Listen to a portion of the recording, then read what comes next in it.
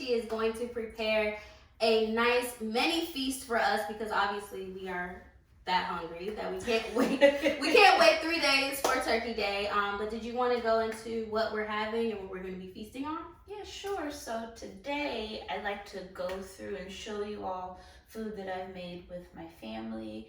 It's deeper to like family traditions with some of the stuff that we make. So we're going to have macaroni and cheese. That's from my grandmother's recipe. We're going to have a young chicken, and then we're also going to make Brussels sprouts. Like a spring chicken? Yes.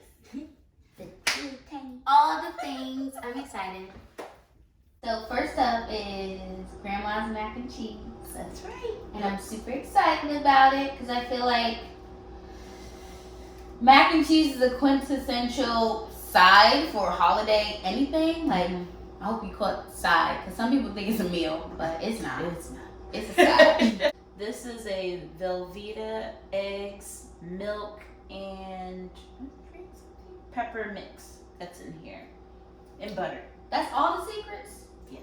Oh, shit. I might gotta kill y'all.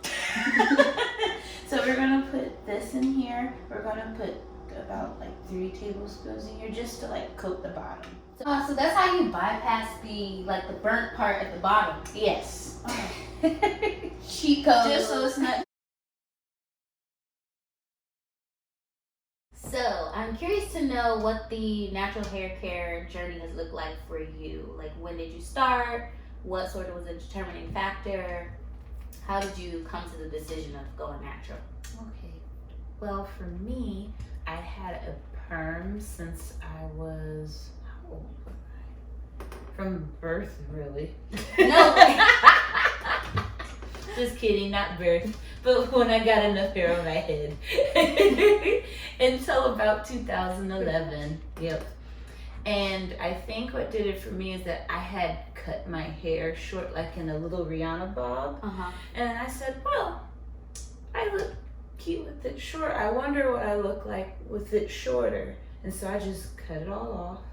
And I fell in love with it from that point on. So I've been natural since 2011. Whoa, I had no idea it was that long. Yeah, I guess so. That's 9 years. 9, yeah. Wow. 9, 8 years, yep. Mm-hmm. So what's the most challenging aspect of being natural? Because for me, I'm not natural, and it's because of the time component. Like, I feel like it would be a huge time suck, and I'm not super creative with doing my hair anyway, so. I think the biggest challenge is learning how to redo your hair all over again. Like, learning how, because you know how to do your hair when it's permed. Right. But dealing with it natural is a whole nother world. So the whole relearning, retraining your brain and thinking on how to do your hair, that's the most challenging. And I think that's the biggest hump that a lot of women have a problem getting over. It's actually not that bad. Like, once you get over that, you're good to go. You're good to go. Now, the longer it is, and depending upon how thick your hair is, now that depends upon your tolerance. Yeah. I can imagine. It comes to that. But you have pretty thick hair and long too, so how long does it take you to do, say, a wash, a blow dry, and a style? If I'm doing it, most of the day. But that's because I'm at home, I'm watching TV, I want to catch up on this, I want to eat. Oh, I gotta go to the store. My hair, I got conditioner on. I just throw a bomb on. Leave, gone for like 2 hours, and I'm like, oh, I gotta do my hair. It's like, that's why it'll take me so long. So did you feel any sort of anxiety, like your first day going back into the office with natural hair? I knew I liked it, but I think also too that we heavily want, other people to compliment us. Yeah. So when I did first walk in there, now granted, I did work with a lot of Black people. Oh, okay. So it wasn't too much of a, girl, it wasn't like that. It was like, oh my God, that's so beautiful, because I already had short. So it was just like a little more was, and I had it in like a tapered style. I see. So, and my earrings and makeup. Oh yeah, that's always You like know? the next step is when you cut your hair, you gotta, It makes you feel like really like free. really. Mm-hmm. Wow. I don't know. I almost did it for my 30th birthday, but then I just got braids instead. And even the braids, like I was a little nervous or anxious going into work with braids because typically I wear not my natural hair, but just without extensions or any add-ins. And I was like, oh, I gotta ready myself for the questions like, is it your hair? Did it grow overnight? Oh my gosh, I wish I could do that. And it's just like, I don't want that. I just want to rock my braids and do my work and leave. You know? Well, I have a question for you. Do you work in a predominantly white environment at work? I do. And that certainly plays a part in it. Because it's like almost as if you're stripping some of your authenticity away to confine and fit and conform into that space for those 8 hours or however many hours it is a day that you spend there. So it's like soul crushing. It's like, man. But I turned 30 and I was like, fuck it. Yeah. And I did it and I loved it, and you gotta do it more now. Now I gotta do it more. I'm already plotting on my next style, and I'm gonna be like, I just always think it's so funny when your hair changes.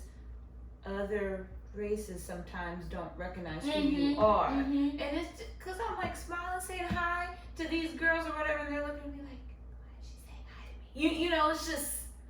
It's not you're not socially acceptable when your hair is in certain styles. Exactly. If my hair is not curly, if it's not straight, or something that they're used to, they're not.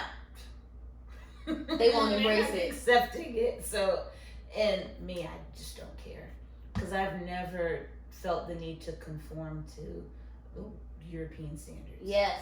Amen to that. And I think that's what it's all about, is self-acceptance, self-love, and just being able to unapologetically just be yourself and not feel any type of way about it, because we've been conditioned not to. And it's time now for us to stop dimming our lights and being like, this is me, take it or leave it. Right? Exactly. Just like we were talking about earlier, I think it's a form of jealousy, really. It's like, they want to wear hair like us. Your hair looks beautiful. It's amazing. It defies gravity. And instead of complimenting you, I'm gonna tear you down for it, or make you feel ashamed or bad for not, looking like me, essentially. The one thing I hate that white people do is they ask, "Can I touch it?" That, and also I hate that, and I go, no. And I've had a friend who's had that happen. We've all had it happen, but she's recently had it happen, and she said no, and the lady touched her anyway. She did anyway. And at that point, it's like, wow. So but if the roles were reversed, and I asked, could I touch it? You would tell me no, and I would respect that and not do it. I'm not an animal, I'm a human. So if I tell you no, you don't. You need to respect that, or I'm going to touch you back in a way that you probably won't like. So don't touch my hair. So long said it best. Like, no.